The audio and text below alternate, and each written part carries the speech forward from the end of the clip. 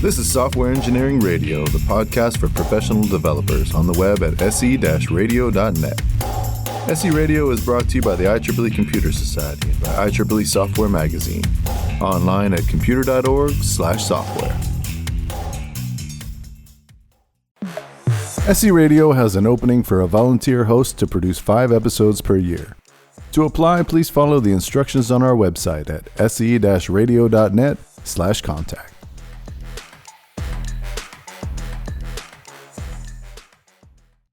This is Sam Taggart for SE Radio. I'm here today with Cody Ebberson to talk about navigating regulated environments. Cody is a co-founder and CTO of Medplum, a developer platform that provides tools for security, interoperability, and compliance in the healthcare sector. Cody began his career as a software development engineer at Microsoft over 15 years ago, and has since held various roles in a variety of healthcare-related tech companies such as Director of Engineering, COO, and CEO. Welcome. Thanks, Sam. Happy to be here. Yeah, so we're going to talk about regulated industries. Why don't we start by just defining what we mean by regulated industries? Yeah, that's a great question. I think it applies in quite a few different places. Typically, people think of it as, everywhere has regulations, but when we think of excessively regulated or high regulation, it's places like healthcare or finance or security, where there's quite a few additional layers of requirements to make sure that you're meeting legal requirements, ethical requirements, you're protecting user rights, user data, user safety. And they're all over the place. And I think there's regulation everywhere, but maybe there's a spectrum of some that are more or less regulated. Yeah, I was going to say a lot around financial stuff, I imagine, and personal information and those type of things as well. Absolutely. Yep. Certainly compared to something like video games where, it's fun, but when you're talking about financial data or healthcare data, I think people have a higher expectation of reliability and security. Yeah. So who makes these regulations? Like, where do they come from? That's a great question. It's typically a government or an industry standards body. So in our case, we're primarily in healthcare. It's usually originating from healthcare government bodies like HHS, Health and Human Services, and they provide a whole bunch of different regulations, most famously HIPAA, but there's quite a long list. There's also quite a few industry standard bodies, and customers will often dictate those. So where the government might not fully regulate something, the market ends up filling those as well. Is that like the, PCIS or the credit card finance, one? Yeah, PCIS, like SOC 2 is a big one to make sure that you have adequate data and security controls. And those are typically driven by the market.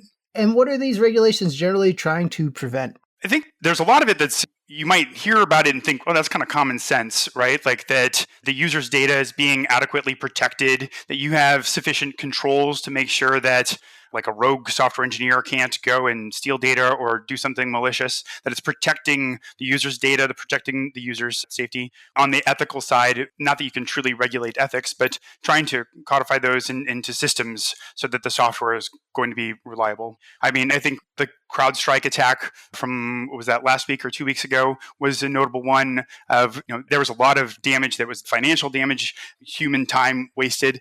Those regulations are often put in place to try to protect against incidents like that. So how do regulations vary over geography? And what challenges have you run into with that? That's a great question. Regulations are often quite different across country boundaries. The U.S. healthcare system is perhaps one of the largest healthcare systems. It has its own idiosyncratic regulations, but there are quite a few that go across international boundaries as well. For example, sometimes there's data format requirements and there's regulations to try to improve interoperability across those different systems. There is a push from the ISOs. So there are many of these ISO standards now, which are an attempt to try to standardize and regulate as an international standards body. There's a long, long list of the ISO standards, and the US government is oftentimes steering into those to align with like the rest of the world. So in the U.S., we have the federal government, but we also have state governments. Do you notice any differences between states that apply to healthcare in particular, since that's your area? There's definitely a lot of state level requirements for the practice of medicine, so on doctors and nurses and the variety of different roles as a healthcare provider.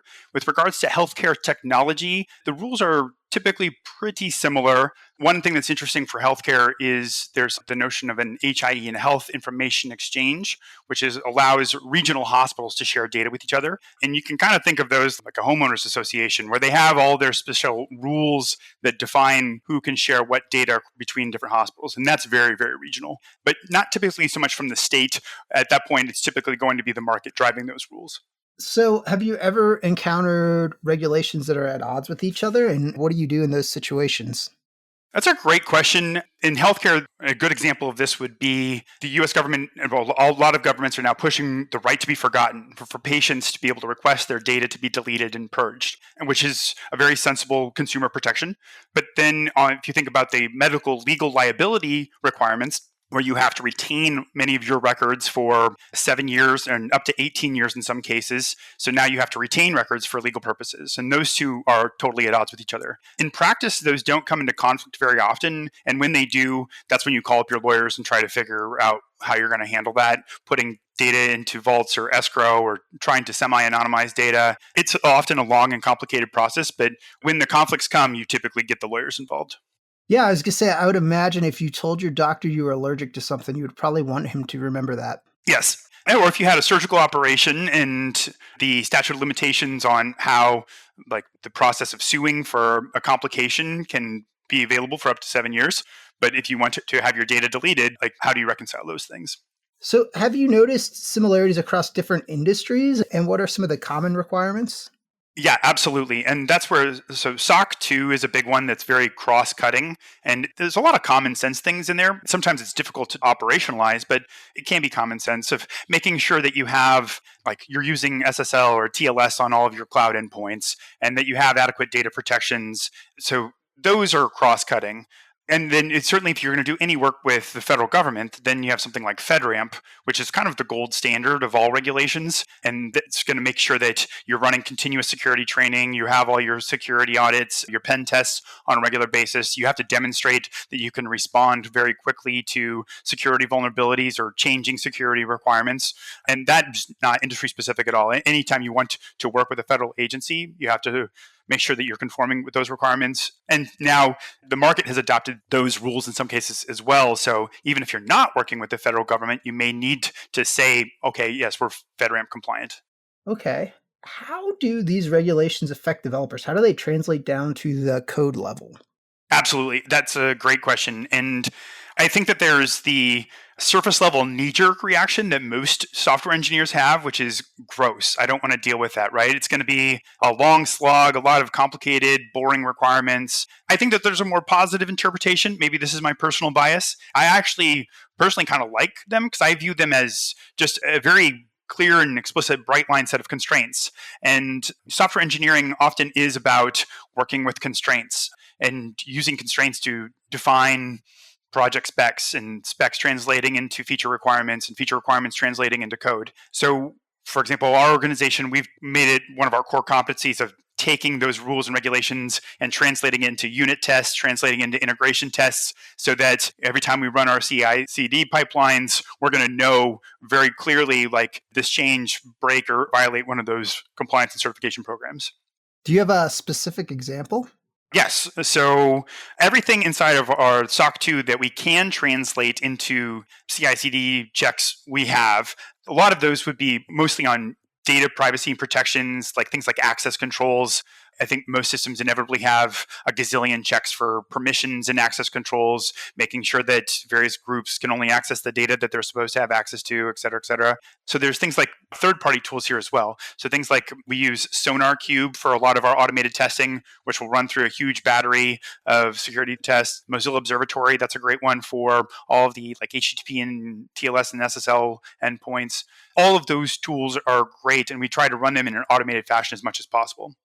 So that brings me to another question. So when things go wrong and somehow one of these regulations gets violated, where does the liability typically lie? Does it ever lie directly with the developers, or is it more of a company level thing, or how does that work?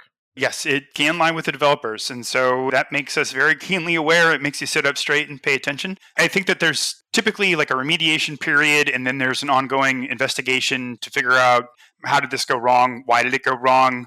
And they do try to look at intent and with what level of seriousness were you operating in. If it's gross negligence, then that's where the really big penalties and the big fines come out. If it's something that was like a very deep and complicated edge case, that then there's maybe a little bit more leniency in those situations. But typically, a government agency will roll up their sleeves, dig into what happened, and try to make that type of assessment before levying fines and penalties. So something that just popped into my head is, how do you balance, and maybe this isn't a question for you, but just curious if you've seen it done, balancing the desire for people to actually report incidents so that everybody can learn from them versus if you smack people really hard, they're going to be reluctant to disclose some of those incidents? Yeah, the first thing that comes to mind there is like the security industry at large and the culture that exists there of things like bug bounties. And I think that that's been very fascinating to watch over the last 10 or 20 years how that's evolved, because I think that for a long time, software developers and software organizations generally wanted to swat those people away. If someone came to you and said, "Hey, I think I found a vulnerability," the first thing you want to do is try and shut them up and make them go away. And what I think the industry has found over time is that you should welcome those, you should invite those people and make sure that you have a responsible disclosure program so that the issue can get fixed in a timely fashion. So I think that that has evolved nicely and has done very, very well. With regards to like how government agencies enforce this, it's perhaps a little bit less mature because it happens less frequently. It is done on a somewhat case-by-case basis for sure. Certainly in the cases of the kind of gross negligence, there have been cases in the past where there's just like an open FTP server accessible on the internet where you can download lots of patients' data. And it was just security through obscurity. There was, if you knew the IP address, you could just log in and grab a bunch of data. That's pretty bad. And I don't think they hold back at all when it comes to penalties and fees and fines. But if it's, you were using an outdated encryption library and like an old version of SSL that had some long tail vulnerability, I think that they're generally pretty forgiving and understanding in those situations. Great. So what are some of the challenges that you've seen complying with regulations? I think there's just often like it feels like a large body of work associated with it, right? Sometimes you get the packet, and so okay, we're going to start up a new compliance program for a new certification, or we have a new customer that's based in Europe, and now we need to figure out how to make sure that we're meeting all the requirements for the EU or for Switzerland or whatever. So you typically, there's a variety of vendors that you're going to work with who may or may not have automated tools. If you're lucky, there's a high degree of overlap with some of your existing compliance programs. If you're unlucky, that could be hundreds of pages of very technical and dry legal documentation that you just need to start going through and translating into product and feature requirements and process requirements. And that's just, it's a form of work, but it's also, that's part of the value proposition of the industry too. So it's definitely a challenge. I'd say if you think about the umbrella of software engineering, we often think about challenges as being hard technical problems, but more often than not, I think software engineering is working with process problems and cross-functional coordination problems, and compliance certification is just another layer of that. It's another kind of role, another party in the room with your compliance and security folks, and just making sure that all of those requirements are represented. Okay, yeah. My next question that popped into my head was the process for taking these regulations and figuring out like how we have to implement them in the software. How does that work? Is that mostly the security people or the compliance people making those decisions, or are they doing it with the developers? Are they just pushing it out to developers being like, you got to comply with this? How does that work? Yeah, it's a great question. It's a little bit of all of the above. There are some that are just global. You just have to do it, right? In our case in healthcare, HIPAA is just kind of like it's table stakes. And so you have to pretty much have that as part of your process on day one. I think SOC 2 is kind of becoming at that level. It's becoming a table stakes certification that you just pretty much have to start it and do it. In other cases, it might be at the time that you're evaluating some new like business opportunity, a new customer, a new sale, or moving into a new market. And then it's perhaps a little bit more of a cost benefit analysis. The lawyers and the compliance team will be in the room and part of that conversation, but you can boil that down to a dollars and cents pros and cons analysis. Then there's the, as these regulations are not static. They change over time and new rules can get added. And so typically every year or so, the rules may change and you have to recertify or go through an audit again. That always happens as well. And in that case, it just depends. Sometimes it is a long process of sitting down and translating requirements. There's some, I will definitely give a shout out to various US government agencies that have now started publishing automated testing tools. So, for example, Health and Human Services has started publishing some of their tools. So you can actually take your public HTTP API endpoints and plug it into some of their automated tooling, and they'll run their battery of tests against your publicly accessible endpoints. And that's a fantastic way to do it. It takes a lot of the guesswork out of it. It takes a lot of the legal costs of pouring through boring documentation, but that's still relatively rare. I think it's a great model for the future, but whenever it happens, it's fantastic. Yeah. One question I had was kind of how you maintain it over time. Do the agencies publish when they change regulations? Is it your responsibility to constantly stay up on that? How does that work? They do publish new versions, and technically, yes, it is our responsibility to stay on top of all that. And as we recertify, that's on us. Most of the certification programs, there is like an audit step. And so there's approved third-party auditors that will go through your product and all of your documentation, all of your policies to make sure that you're up to date and you're in compliance. In practice, most organizations will use a security tool or provider. So, for example, Vanta is the big player in this space. There's quite a few other competitors as well who they provide automated tooling that will scan your environments, like actual agents that will run inside your cloud environments or agents that will run on your servers inside your private networks to ensure that this whole battery of checks is actually being met. Then they'll turn around and produce a lot of that documentation for you. It doesn't produce 100%, maybe 80 or 90%. So it does a lot of the work, but ultimately as a provider, our organization is still responsible. It's still our butt on the line to work with the auditors and make sure that all of their requirements are satisfied. So you mentioned cost earlier. Do you have any idea how much cost the regulations add? And then as an add-on to that question, have you ever run into a situation where you've had to cancel a project due to cost, or do you usually figure out a way to pass that on to the customer? How does that work? Okay, one at a time. An approximation of cost is kind of tricky, and I think that it does change depending on the size of your organization as well. But it's easily measured in the cost of like full-time employees. So it's a non-trivial cost for sure, but it's, I guess part of the cost of doing business for working in the space.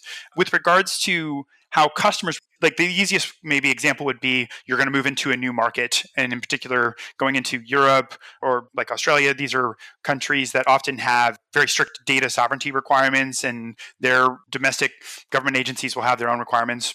And then, yes, at that point, it usually is a costing exercise to go through the requirements and try to make a guesstimate on like both time, money, engineering effort, what's it going to take. Sometimes you can pass that on to the customer. That's usually part of the overall like enterprise deal negotiations. And it's kind of a mixed bag where that's all going to net out. I think most organizations, that becomes more of like a strategy question than a technical question of like, is this market, is this geography important to us? And do we think it's worthwhile moving into it? If it is, you go for it.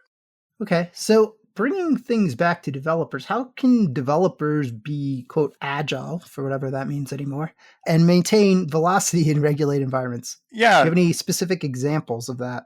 I think it comes back to that idea of constraints. And there is this popular perception that compliance, certification, and regulations is like slow. And I would maybe try to reframe that just a little bit, which is it can be slower to start. But I personally believe, after years of doing this, that going through that initial pain of, building out all those unit tests, all those integration tests to take all those regulations and translate that into product requirements and translate that into infrastructure. It's technical. It's going to run on every build or every deployment. I actually find that if you're willing to kind of pinch your nose and power through on that, you end up in a place where you actually have very, very high velocity because you now have all these systems in place in an automated fashion, and you can ship with confidence. You can add new features with confidence. You can refactor with confidence. That over time, that is like the truest form of velocity that you can, as you grow and scale, you can ship faster and faster.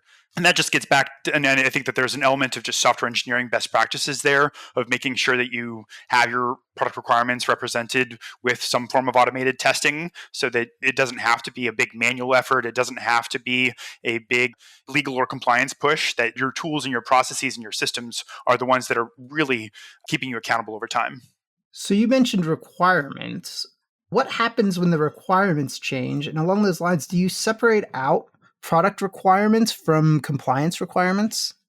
We use a variety of techniques to try to stay organized within that realm. So there's a very high degree of overlap between those two, as you can imagine.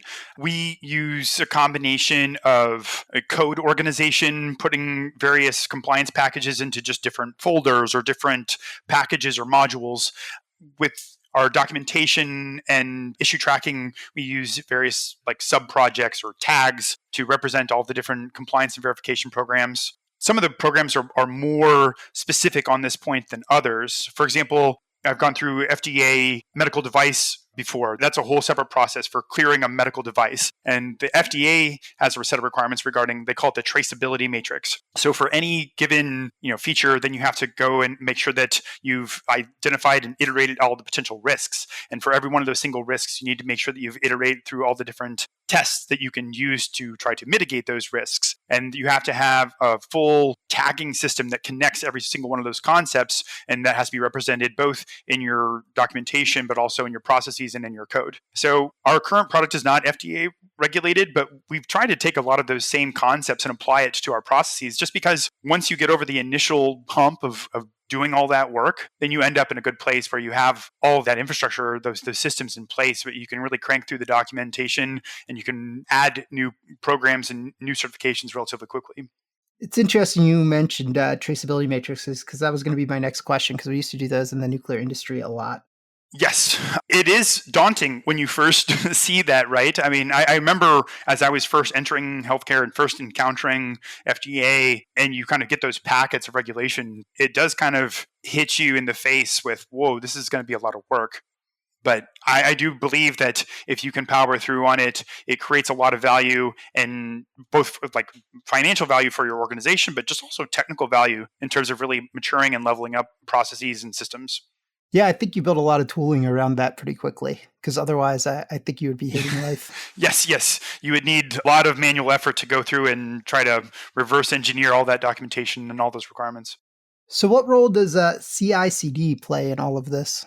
We're big believers in CI/CD, and we have embraced that since day one, so that on every commit, it'll go through the battery of tests, and if it satisfies everything, it rolls straight out to production. And so we deploy dozens of times per day. That is it's not required anywhere, and I still think that it's probably not quite the norm, especially in healthcare just yet. It's changing. I personally believe that CI/CD is a huge role to play if you're willing to go through that pain of translating all those requirements into the tests. And that is work for sure. And I don't think there's any shortcuts there, but it's trending in a good direction. So do you find you're generally able to make those tests reusable across projects, or are they specific to a project?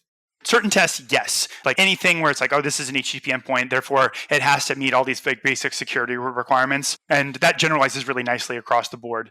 When you get into the more nuanced and like feature specific, then maybe not. Some of the data requirements with regards to like mandating and requiring certain like data formats. So if like in our world in healthcare, things like HL7 and FHIR are very common as standard and required data formats and data representations, that those become all of our schema validation and object validation, data type validation, all that is very deeply ingrained in all of our tests. And so that applies across the board. So that's another good one.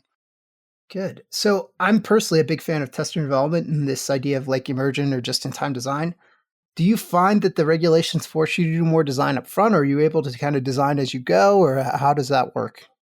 So our team includes mostly experienced industry veterans. And I think that after being in the space, you develop some scar tissue and you develop a strong desire to do some of that work up front to make sure that your systems are going to support it. It's like you're laying the foundation of the house. You want to make sure that you're building on a rock solid foundation. The kind of evolving nature of requirements, or oh shoot, we need to add a garage to the side of the house and we didn't have a foundation, or there was no concrete there, like that never feels great. And it feels like you have to do this mad dash and lots of like organizational refactoring and code refactoring and project refactoring. So that doesn't feel as good. I think that when we do embrace it and we know our list of requirements up front and we can plan accordingly to have everything properly organized, it definitely gives a better sense of security and sustainability as you think about the future and ongoing growth of the project.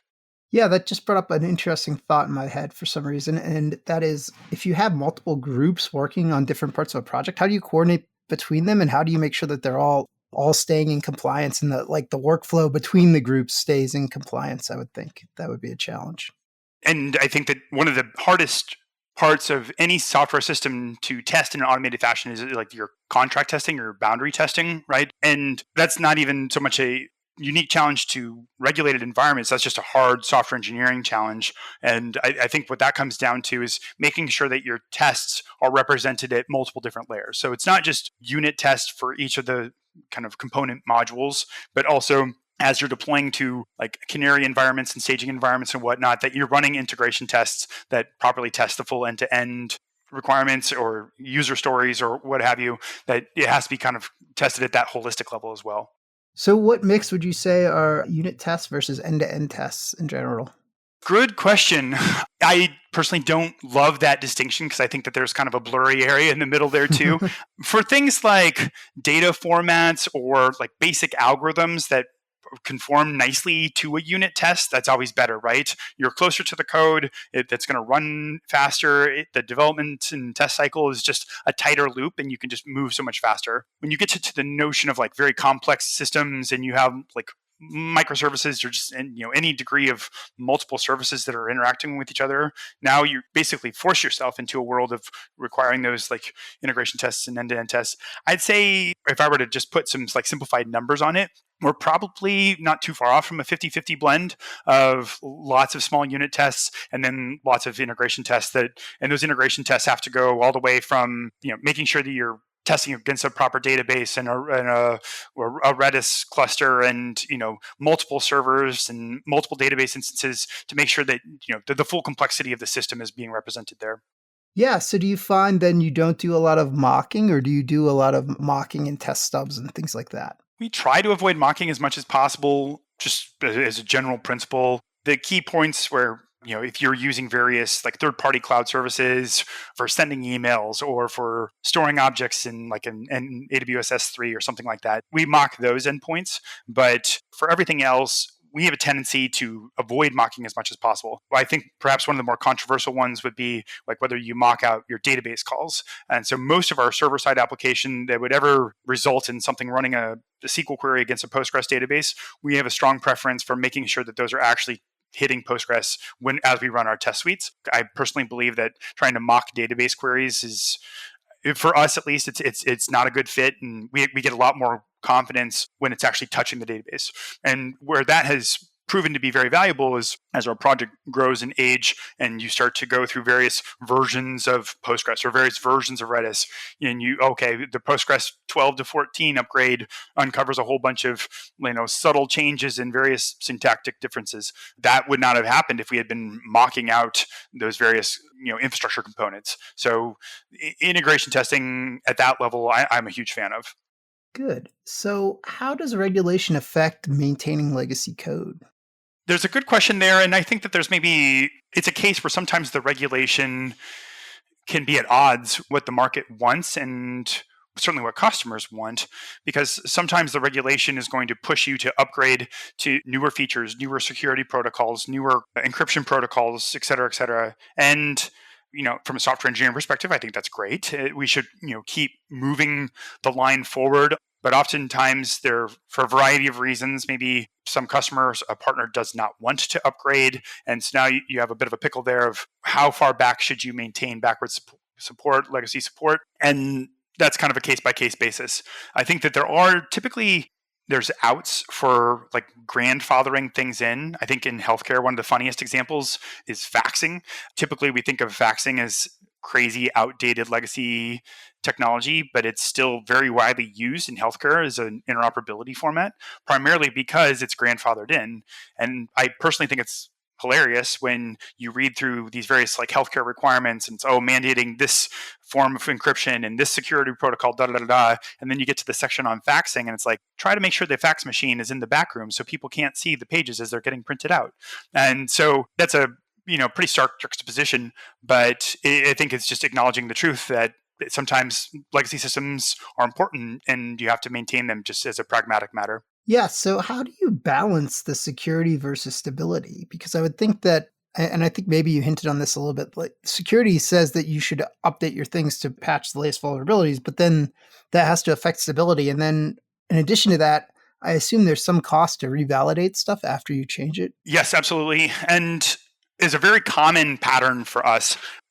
As we're introducing a new feature, we believe strongly in things like feature flags and deploying to production, but in a disabled fashion, or running multiple implementations in parallel. You have your existing implementation, which is providing the customers with whatever services you're providing, but you're running your next version in parallel as a bit of like an internal smoke test or an internal canary, and comparing the results of here's what the old version did, here's what the new version did. Are they producing the same results? And if yes, great. If no, okay, let's set off some alarm bells. And either that comes back to our team and we need to check our assumptions and see like, hey, is this breaking something? Or if it's something about how the client was interacting with the service, then we might need to engage them in a conversation and start a migration process. So obviously it's a bad thing to test in production and have your customers do your testing for you. But I think that when you deploy multiple versions and have one in a kind of shadow enabled fashion, that you can quote unquote let your customers test for you, but you're doing it in like a log only fashion until you've achieved some level of confidence that, okay, we know that all of our existing customers and all of our current usage is we can flip this switch and high confidence that it's going to work as expected. Yeah, I've heard of that before. I believe I've seen that referred to as the strangler fig pattern. Strangler? I'm not familiar with that term. Basically, I think there's these fig trees that grow up and they grow around an existing tree. And then eventually the existing tree dies and you just end up with this hollow shell. I love it. Yes, it's a great metaphor and it kind of perfectly describes it. You also mentioned logging. Can you talk about some of the challenges with logging? I mean, one of the big challenges is that we log a ton of data. If a user runs a search and that search includes data from, potentially multiple patients or multiple concepts or entities or resources or whatever, we're going to log a whole bunch of stuff in that moment because mostly due to compliance or regulatory requirements, but often because that's what customers want as well. Because if anyone has ever seen any bit of data, they want to be able to track that, record it, and analyze it, and look for anomalies, et cetera, et cetera, et cetera. So we do log a ton, primarily for security and just like access controls and safety. But also, I do think that it contributes to, there's setting aside the compliance and regulatory. I'm a big believer in logging a ton, both like log lines, but also telemetry, like open telemetry, system health, system performance, dashboards for all that alerting. And that's more of a system health and system stability perspective, but it all comes together in kind of a unified package. Yeah, I've got a bunch of questions about logs. So one question I have is, how do you avoid logging sensitive information? We treat our logs as PHI, so in healthcare, protected healthcare information. And so the log data itself, it has the exact same protections and controls as the production database has.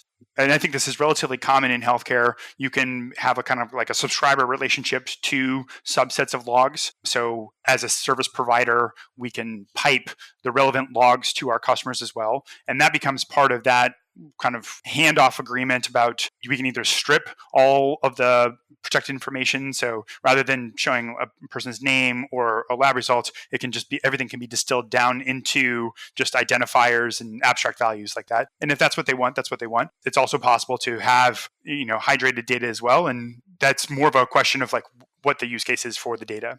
Yeah, I would imagine the full data is probably better for developers trying to debug stuff. It's always a trade-off. Yeah, and developers accessing that data is a long conversation all by itself. And I think that there's a kind of funny irony when it comes to data controls and access.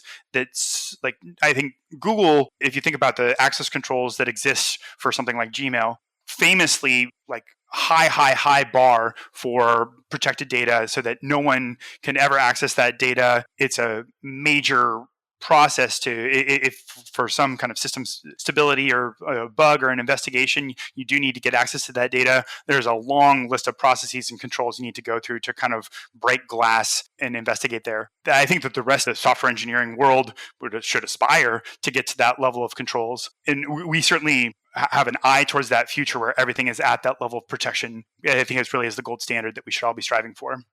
Yeah, I have another question around logs. How do you ensure immutability for like auditing purposes and things like that? So first, for our production databases, we are strong advocates for the WORM model, WORM, write once, read many times. So most of our databases are append only. And quote unquote update operation is really creating a new version of a resource. And so for any given, like a notion of a patient or the notion of an appointment, that's really every single change is being represented as a new version. So you have perfect historical tracking of every change and who made that change. And that's in the production database itself. And then as that kind of flows through the system and ends up in logs and analytics and data warehouses, that's more of a process question than it is a strict technical question, but everything is configured to be append only, write only, making sure that that data stays perfectly protected and hygienic. Like some of the compliance programs we talked about earlier, in particular something like SOC 2,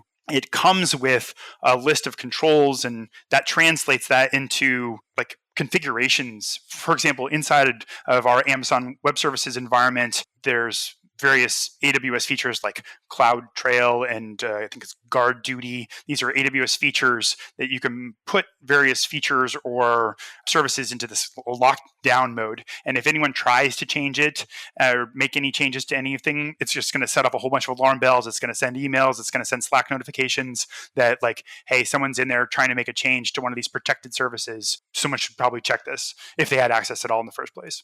Okay.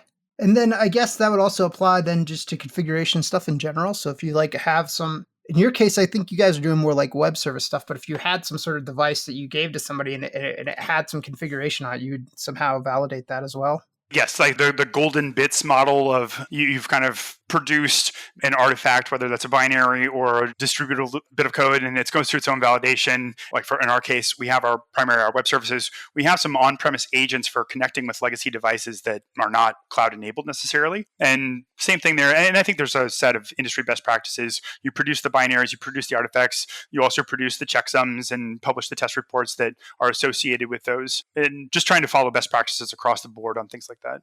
Great. So we mentioned the CloudStrike incident earlier, and I saw an interesting take, and I wanted to get your thoughts on it. And there were a lot of people saying, though, they should have done more manual testing. And someone else pointed out that if you have manual tests and then something falls through the cracks, the solution is then to add another checkbox.